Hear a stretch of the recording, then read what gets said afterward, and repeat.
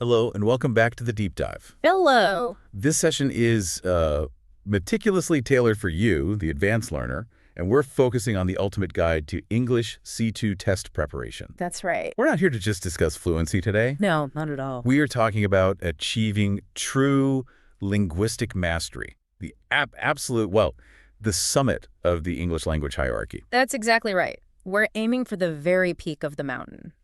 C2 proficiency is defined by the Common European Framework, or CFR, as the master level. From master level. And it is the highest credential sought by those aiming for, crucial career advancements or entry into these highly competitive international academic programs. Or sometimes just for the satisfaction of it, right? Absolutely. The immense personal satisfaction of complete language command. So our mission today is twofold. First, we're going to precisely unpack what C2 mastery actually means in practical linguistic terms. Then second. And second, we'll demystify the exam itself, the Certificate of Proficiency in English, or the CPE. The gold standard from Cambridge English. Exactly. And provide solid, specific, and highly actionable strategies and resources you'll need to shift your study from just advanced to truly expert. Because obtaining that C2 certification it's genuinely transformative. It's more than just a piece of paper. So much more. This isn't just about polishing your existing skills. It carves out pathways in high-level intellectual and professional environments. Places where this level of skill isn't just a nice to have. It's a non-negotiable prerequisite. It proves you can operate at the highest intellectual level in English under pressure. Okay. If you are ready to stop translating and start thinking in English, let's jump right in. Let's do it. We're starting with the zenith of English mastery, defining C2 proficiency. Okay, let's unpack this high bar. When we discuss C2 proficiency, we are essentially talking about the almost native standard. But that's a tricky phrase, isn't it? Almost native. It is, because it's not just any native speaker. It means your language skills are almost indistinguishable from those of a highly educated native speaker. Someone with deep cultural literacy. Immense flexibility and that deep cultural literacy in English, yes. And that flexibility is really what allows the C2 user to navigate true complexity. Absolutely. We're moving far, far past general conversation here. We mean handling complex technical reports. Yes, or analyzing subtle political and philosophical debates, grappling with dense legal texts, or interpreting complex scientific papers. And doing all of that without the mental strain. Without that strain that comes from actively searching for vocabulary or, grammar structures. It's about achieving a certain cognitive ease. Cognitive ease, I like that. You can move seamlessly through high-level intellectual material and critically engage deeply with the meaning. And that deep engagement, that must go beyond just the literal translation of words. Oh, far beyond. You're grasping implied context. You're instantly recognizing and responding to sarcasm, spotting irony. All the subtext. Exactly. And decoding highly figurative language like complex metaphors or the rhetorical devices used in a persuasive text. That instant recognition of subtext, I feel like that's what really separates the skilled from the expert. It is. It's not just about what is explicitly communicated. It's the unspoken assumptions. The cultural context, the tone, and being able to react appropriately and spontaneously to that full spectrum of information. Right. Absolutely.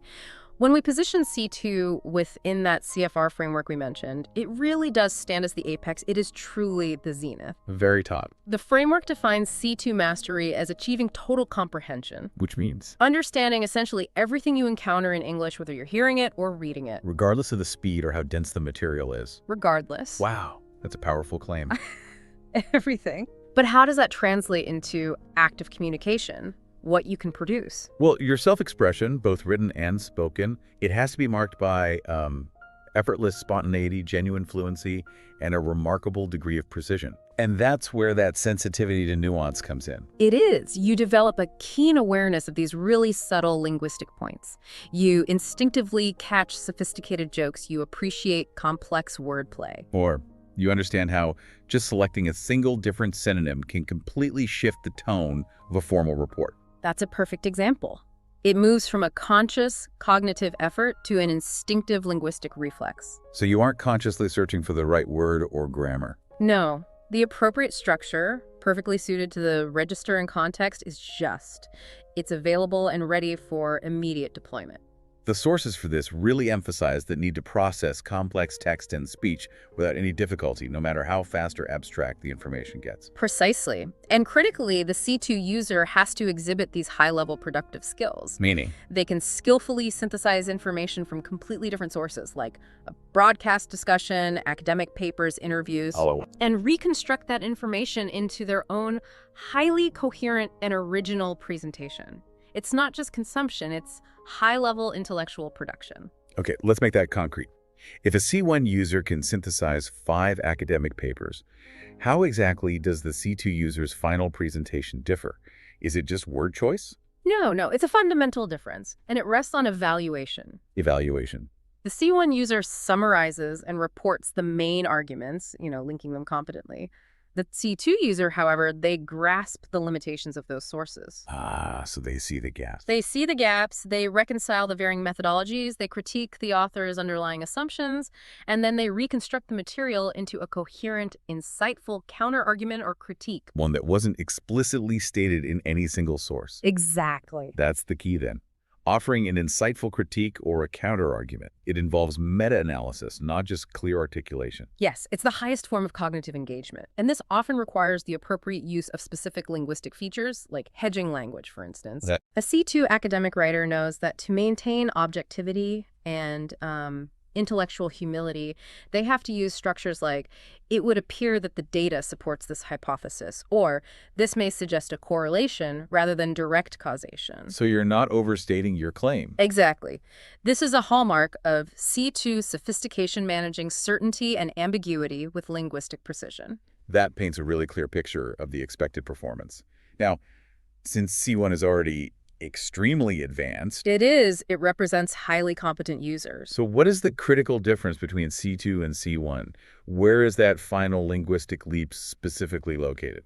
The defining distinction of C2 lies in differentiating the very, very finest shades of meaning, particularly in nuanced contexts. So at C1, you function successfully, you get the main arguments, you can write well-structured text. Right. But C2 goes deeper into semantic and structural accuracy. Okay, let's try to nail down that concept of finer shades of meaning. Can you give us some specific examples? Sure. Consider the difference between the words inevitable and unavoidable in a formal report. Inevitable suggests a kind of logical or natural progression toward a necessary outcome. It implies a deterministic nature. It was always going to happen. Right. Whereas unavoidable simply means it cannot be sidestepped, often implying more of a practical constraint. A C2 user chooses the word that perfectly reflects the intellectual weight of their claim. Not just the nearest synonym. Never just the nearest synonym. That level of discernment, which affects the intellectual impact of the entire sentence, that's massive. It is. So at C1, you grasp the structure of the argument. At C2, you grasp the whole intricate web of meaning underneath. The emotional resonance, the cultural subtext. And the intellectual weight of every single word chosen. It's the difference between being functional and being masterful. You mentioned flexible command of English. If control's the key, what's the most common mistake C1 users make when trying to shift register, and how does a C2 candidate avoid it? That's a great question. The C1 user often struggles with stylistic consistency. They might embed, say, colloquial phrasal verbs like to run into problems, into a highly formal academic argument. Where a more precise, sophisticated verb is required. Yeah. Like to encounter difficulties. Exactly. The register shift is jarring. The C2 candidate, however, instantly adjusts their lexicon, their sentence complexity, their use of passive or active voice. They do it effortlessly to match the context perfectly. So whether they're giving a university presentation or participating in a casual but intelligent debate, they are never linguistically caught out. So why is this rigorous commitment worth it? What's the real-world value for you, the learner, of going through this demanding C2 process? The practical benefits are huge and they're immediate. First, your career and professional trajectory. Okay.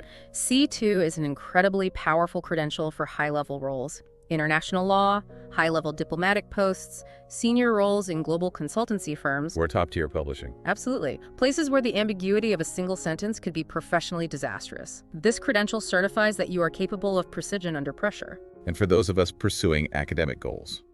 For academics, it moves from being preferred to being essential.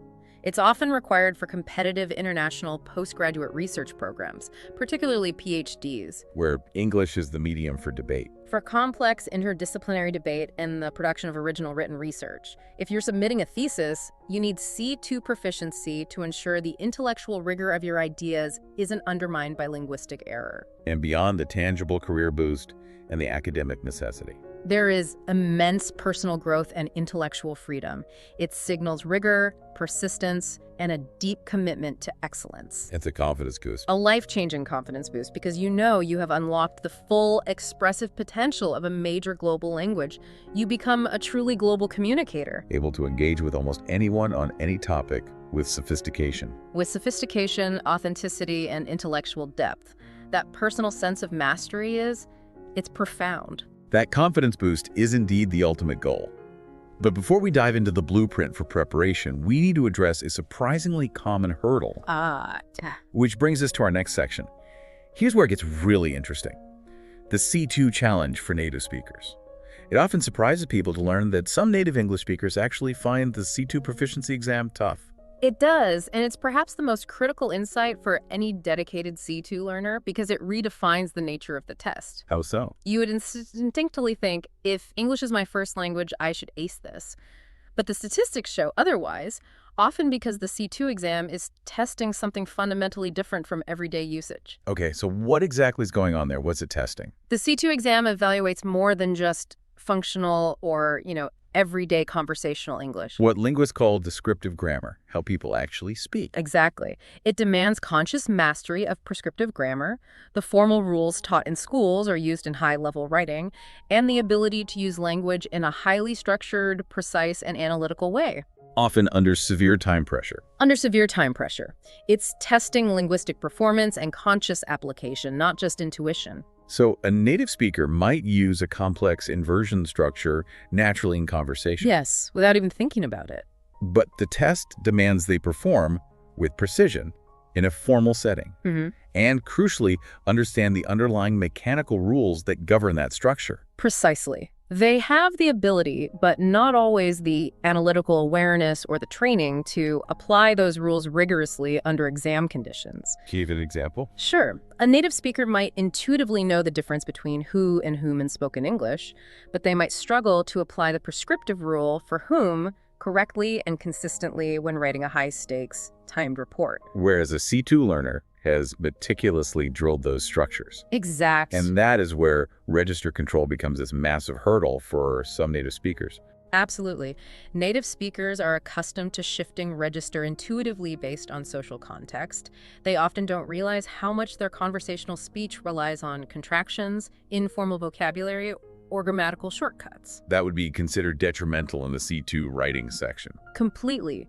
The test demands control over formal and academic registers, which requires the conscious suppression of highly intuitive but inappropriate speech patterns. So the C2 test is essentially demanding a conscious mastery of the rules that the non-native learner acquires systematically. Yes. Creating a sort of knowledge gap, even for the intuitive native speaker. That's the perfect articulation of it. The exam probes a deep knowledge of the language itself, its structure, its history, its rules, and the subtle effect of choosing one construction over another. It focuses hard on handling complex semantics. And showing nuanced understanding. We talked about conveying finer shades of meaning, but it also checks for structural precision. For instance, can you consistently use the subjunctive tense correctly in highly hypothetical or formal clauses? Like, it is imperative that the motion be passed. Exactly. A structure many native speakers rarely use, or use inconsistently. I can certainly see how that level of analysis, divorced from the convenience of context-based natural usage, might trip up a native speaker who has never had to consciously study those differences. Or justify their grammar choices. Right. And that's compounded by the natural usage patterns we mentioned. Native speakers often use language descriptively, meaning they might use context-based patterns that deviate from the strict prescriptive grammar the C2 exam enforces. So under time pressure, they might rely on common accepted usage rather than the technically correct form. It's a real risk. So a native speaker, under the time constraint of a reading section, might not spot a tricky subject-verb agreement error when the subject is separated from the verb by a very long, complex modifying phrase. Potentially not, no. Yeah. Because their brain is trained for speed of comprehension, not necessarily for granular error spotting of prescriptive rules. But a C2 learner is different. Conversely, a C2 learner has often drilled complex agreement structures precisely because they know the exam places a high value on this near-perfect structural accuracy. This is a learned exam competency. And we cannot overlook the huge factor of exam management itself. C2 is not just about getting the answer right, eventually. No, efficiency is absolutely crucial. It's about getting the answer right efficiently and presenting it in the exact structural format the examiners expect. Like synthesizing a nuanced argument within a strict word limit in the writing component. Or delivering a coherent, complex, impromptu talk in the speaking test. These are specific, highly refined performance skills that require targeted practice. They're simply not guaranteed by having English as your first language. Not at all. It sounds like the C2 test really levels the playing field, demanding this rigorous, universal standard of precise, conscious application. It does. The definite takeaway here is that targeted, specific preparation focused on structure and precision is indispensable for everyone aiming for this level. Absolutely vital. It's about honing the skills of analysis, synthesis, rhetorical structuring, and expressive precision. The ones you might overlook in casual chat, but are fundamental for high-level formal communication. Okay, that gives us the context. Let's pull back the curtain now on the mechanics of the test itself. Let's do it. We're moving into unpacking the exam structure, the 4 core skills. This is where we give you, the listener, the roadmap to the actual test format. The C2 exam is a deeply thorough assessment, and it's meticulously designed to be a holistic measure across all 4 main language skills: reading, writing, listening, and speaking. And the core objective. To certify that successful candidates can function as expert integrated users of English in every demanding context, from an academic symposium to an international corporate environment. Therefore, intimate familiarity with the specific format, the task types, and the strict timings is not just helpful. It's absolutely essential for effective preparation. If you walk into that exam and are surprised by a task, you've already seeded valuable performance points. That is the critical rule. The exam deliberately spans a wide spectrum, challenging you to move fluidly between critically reading highly dense academic papers and participating dynamically in demanding, fast-paced discussions. Okay, let's break down the components, starting with reading, deep interpretation, and analysis. We all know how to read, but what makes this reading section distinctly C2 level? The challenge is the confluence of text sophistication, abstract subject matter, and the required processing speed. The texts are complex, often drawing from specialized, authentic sources. Like what? Dense academic journal excerpts, complex literary critiques, or lengthy specialized reports. The language is often formal and packed with tertiary structures. And the required skills go way beyond surface-level comprehension or simple detail matching. Far beyond. This component requires deep interpretation, inferring subtle meaning, grasping abstract philosophical concepts, understanding underlying cultural and intellectual assumptions. And figuring out the author's subtle stance or bias. Yes, which is often hidden through rhetorical framing. It's about getting not just what is said, but how it's structured and why the author made those specific structural choices. So are they using parallel structure for emphasis? A sudden shift in tone, things like that? Exactly. You're essentially reading between the lines and analyzing rhetorical intent while synthesizing multiple text sections simultaneously, often under a tight time constraint. You have to be able to hold several complex ideas in your mind at once, while looking for those cohesive ties. The use of sophisticated linking phrases, pronouns, and substitution techniques that hold a high-level argument together. If you miss those subtle, cohesive devices, the whole argument can unravel. Okay, let's transition to writing. Sophisticated, structured discourse. What kind of intellectual and linguistic rigor is demanded of the C2 writer? The writing component is extremely rigorous. It demands real intellectual command and linguistic skill. Tasks typically require the production of a long, formal piece. Perhaps a persuasive essay arguing a highly nuanced position, a detailed analytical report based on supplied data, or a critical review demanding deep evaluation. So what are the non-negotiable keys to success here? First, structure and cohesion are paramount. The pieces must be logically organized, coherent, and exceptionally well-structured, utilizing advanced techniques like clear topic sentences and robust internal paragraphs. maintaining a consistent focus. A consistent focus. Secondly, argumentation must be flawlessly developed. You have to utilize sophisticated arguments, demonstrating precise articulation of complex ideas. Supported by absolutely appropriate, accurate, and advanced vocabulary. That's right. And that's where mastering rhetorical devices comes in. We discussed concession and rebuttal earlier. What does that look like in practice at the C2 level? Good question. It means moving beyond simple conjunctions. You must master structuring sentences, using perfect subordinating and coordinating conjunctions that signal high-level complexity. Can you give an example of that for concession? For concession, you might use structures like, notwithstanding the compelling evidence presented in the first half of the report, we must also consider the following counterpoints. Or the strategic use of albeit to introduce a contrasting element within a main clause. Yes, exactly. In other words, every single structural decision should enhance the clarity and sophistication of the argument, not just connect basic ideas. That's it. You're checked not just on grammar and lexicon, but on your ability to masterfully craft persuasive, logical discourse.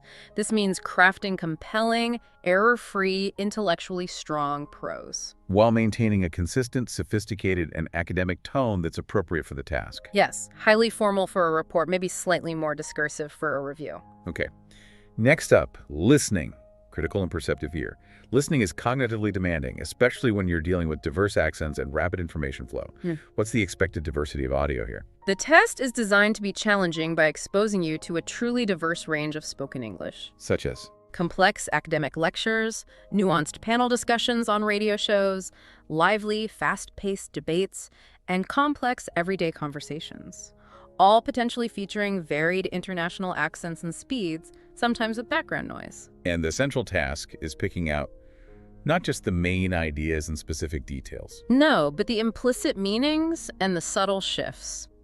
You need a critical and perceptive ear to infer the speaker's attitudes, their implicit opinions, their emotions.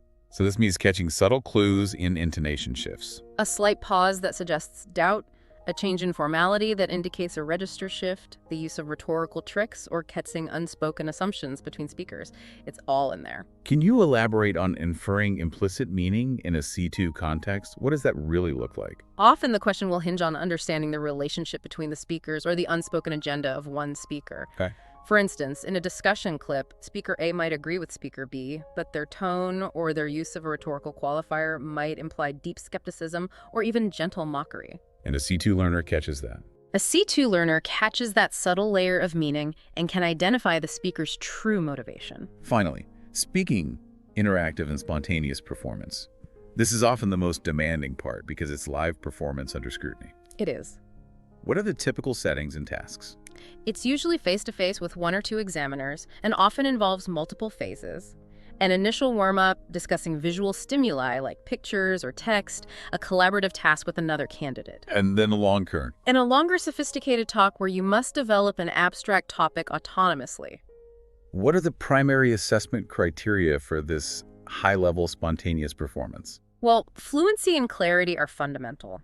Your delivery has to be clear, natural, and expressive, minimizing hesitation. And accuracy. Crucially, the expectation is near-perfect grammatical accuracy, even when you are using complex sentences, subordinating clauses, and advanced inversion structures. And they're also checking your vocabulary. A wide, nuanced lexicon used appropriately and effectively, yes. And for that collaborative task, what does successfully negotiating meaning look like? It demands high-level interaction.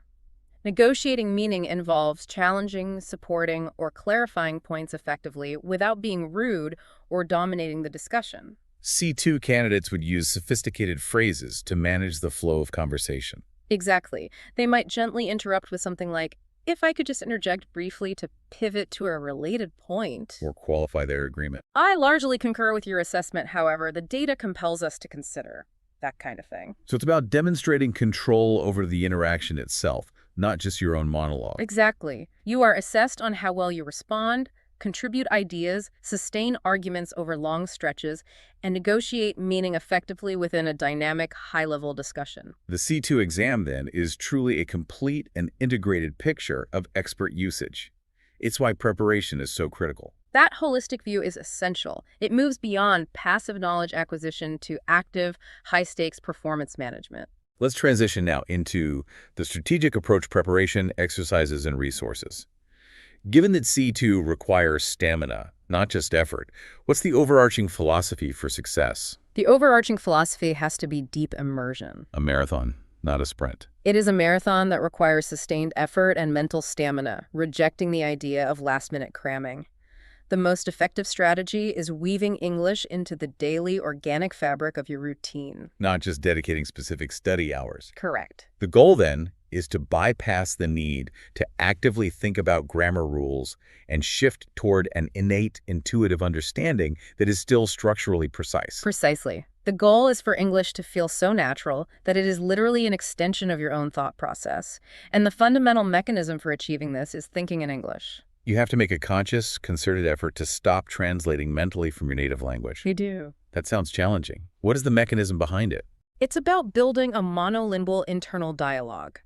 When analyzing a problem, planning your day, or just engaging in internal monologue, you must formulate those thoughts directly in English. Bypassing your native tongue. Yes, it removes the major mental hurdle of translation lag, allowing for the true, spontaneous, and sophisticated communication that defines C2 fluency. Okay, let's get into the specifics. What are the 4 core strategies for daily success that our listeners can implement starting immediately? Right. We've distilled 4 key areas. Number 1 is challenging content immersion. Okay. You must purposefully and continuously expose yourself to content that pushes your current linguistic and intellectual limits. Forget comfort reads or familiar genres. So watch complex documentaries without subtitles. Listen to advanced academic podcasts on unfamiliar subjects. Read dense, tertiary articles on abstract topics. And when consuming this challenging content, you're not just passively absorbing. No, you are actively engaging and analyzing how expert users construct arguments. You are constantly stretching your vocabulary and grammar, observing the sophisticated deployment of conjunctions, inversion, and rhetoric. You're learning how to sound educated, not just functional. Exactly. Okay, strategy number 2. Dedicated daily active practice. We know consistency is key, but here it must be non-negotiable and focused on production. So what does that look like? Set aside a specific block of time, daily say 30 to 60 minutes, for active speaking and writing tasks that mimic exam conditions. Like writing a summary of a dense article you just read. Or record yourself giving a 3-minute impromptu practice on an abstract philosophical concept. Consistency builds linguistic muscle memory. And it reduces performance anxiety for complex expression. It does. 3rd strategy. Interaction with proficient speakers. This moves beyond classroom exercises into real-world application. Which is essential for C2. It is. You need to seek opportunities, online professional exchanges, advanced conversation groups, professional networking events, to talk regularly with highly skilled English users. And this gives you invaluable exposure to real-world idioms, subtle cultural nuances. In the authentic rhythm of high-level discourse. It helps you refine your capacity to adapt your style in real time, a major skill tested in the speaking component. And finally, number 4. Routine integration, making English part of your environment. Integrate English into the small, infrastructural components of your daily life. So set your phone, your computer, all your device languages to English. Write your professional notes or personal journal entries in English. Critically, get your daily news and intellectual stimulation primarily from English sources. These small, consistent actions dramatically increase your usage and exposure. And they transform English from a subject of study into a functional tool. Okay, combining those 4 strategies creates a powerful, integrated environment for C2 success. Now, for the independent learners who need to focus meticulously on accuracy, let's talk about the 4 targeted exercises for C2 skills. Right, this is where we get extremely granular about closing that accuracy gap to a near-native level. Number 1, advanced grammar drills. And these are absolutely non-optional for achieving C2 precision. They are. You need targeted exercises focusing on complex, nuanced structures, tricky conditionals, advanced inversion structures like not only, but also rarely do we see. The precise deployment of perfect and continuous verb forms. And mastering the use of the subjunctive in formal, prescriptive contexts. The focus here is not just knowing the rule, but applying it perfectly every single time. Exactly. Number 2, continuous strategic vocabulary expansion. And this is not passive list memorization. Yeah. You must focus on semantic fields, collocation, and a deep understanding of connotation. Learn advanced idioms, the full range of academic phrasal verbs, and specialized academic terms. And understanding the context and impact of each word is key. Yes. For example, focusing on the subtle differences between sophisticated reporting verbs, knowing when to use allege, which implies doubt, versus state, which implies certainty. Versus contend, which implies an argument. That semantic precision is the C2 hallmark. Okay, number 3. Error analysis and correction. This is the crucial self-reflection step that separates the good learner from the expert. So, meticulous review of mistakes after every single practice session. Quizzes, essays, speaking recordings, everything. And you shouldn't just correct the error, you should log the errors by type. Like inversion failure or incorrect choice of academic preposition. Register clash. Understanding why something was wrong helps you internalize the correct form and prevents pattern repetition. And finally, the time factor. Number 4 is timed practice, non-negotiable. You have to use a timer for all relevant practice sessions, particularly writing and reading. This achieves multiple goals, right? Yeah, it does. It acclimatizes you to exam pressure, it forces you to develop efficient time management strategies, and it helps you manage your pace. You need to know instinctively that you cannot spend more than, say, 10 minutes on a specific reading task. Practice under pressure is the only way to perfect performance. The only way. Let's discuss navigating study resources. Given the vast ocean of materials available, how do you find resources explicitly aligned with official C2 exam standards? The key is recognizing that at the C2 level, quality control and authenticity matter more than quantity. You need materials that provide a precise, trustworthy roadmap. A roadmap to the test structure and the specific intellectual challenges involved, yes. So what should be the absolute #1 resource priority? Official practice materials. Hands down. You must prioritize authentic sample papers and past tests released by the official Cambridge English website. Third-party mock tests can be useful supplements. But only official materials guarantee the precise style of questioning, the complexity of the texts, and the expected sophistication of the required response. Use these to familiarize yourself with the exact rhythm and structure of the CPE. Okay. What about free online assessment tools? Do they still have a role? They do. They're excellent for establishing an initial baseline or for quick checks on isolated skills, like listening comprehension speed or general vocabulary level. So they can help you identify broad areas for immediate development without a financial investment. Correct. And for those who need external guidance, structured learning opportunities. Comprehensive C2 courses, whether face-to-face or high-quality online offerings, are invaluable, provided they are taught by experienced instructors who understand the C2 level intimately. What should you look for in a course? Look for courses that specifically cover advanced exam techniques, systematic vocabulary building focusing on collocation, and, critically, offer detailed feedback on register and cohesion in your writing. Not just marking grammatical errors. Not at all. And finally, specialized textbooks. What must a C2 level textbook contain to make it worth the investment? They have to focus specifically on high-frequency, complex, academic language that is tested at this level. This includes dedicated sections on advanced cohesive devices. Like sophisticated sentence adverbs. Consequently, moreover, notwithstanding. Complex reporting verbs, advanced conditional structures, and deep dives into lexical nuance.